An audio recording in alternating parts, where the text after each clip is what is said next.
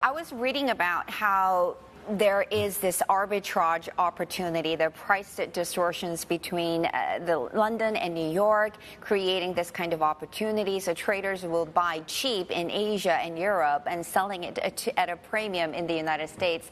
Do you have a line around that? Is that the color that you're getting from the activities?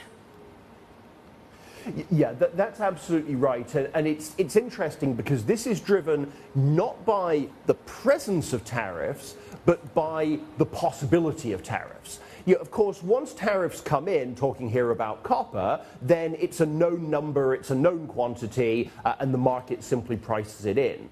Where we are right now, as I mentioned a moment ago, is that there is not yet certainty around what that US copper tariff number will be.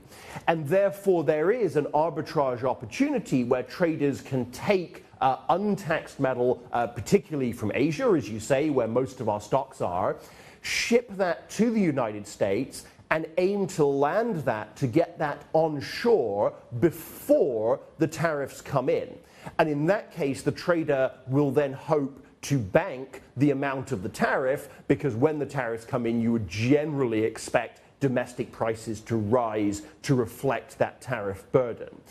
So we're absolutely seeing that arbitrage trade that has resulted in some destocking here in Asia and trans-Pacific shipment to the US. But as I said at the beginning, that's really what the global network is there to enable, right? We are the market of last resort. People can buy contracts on the LME, take delivery here in Asia, and then move it around the world to wherever they think they will make the most money, be that a tariff play, be that a supply-demand regional balance play. That's what the market is there for.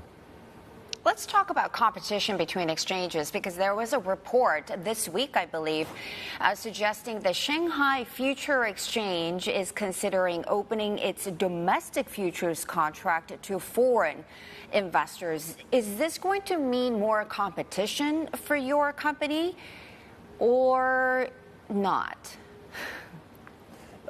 Yeah.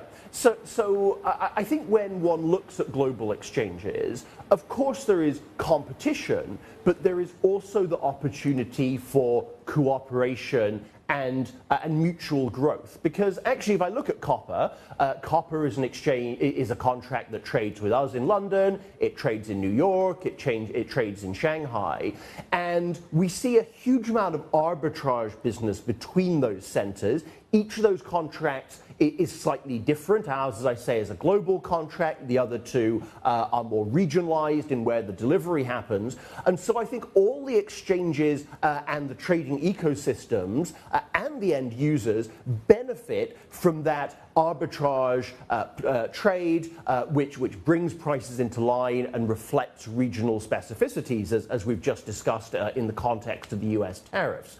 So look, of course, we take competition seriously. We always have to innovate to deliver the best service that we can in order to justify that role that we're very fortunate to have at the center of the global industry. But I actually think that initiatives like the one you're mentioning in Shanghai are hugely positive for the global industry, because it gives people more opportunities to trade.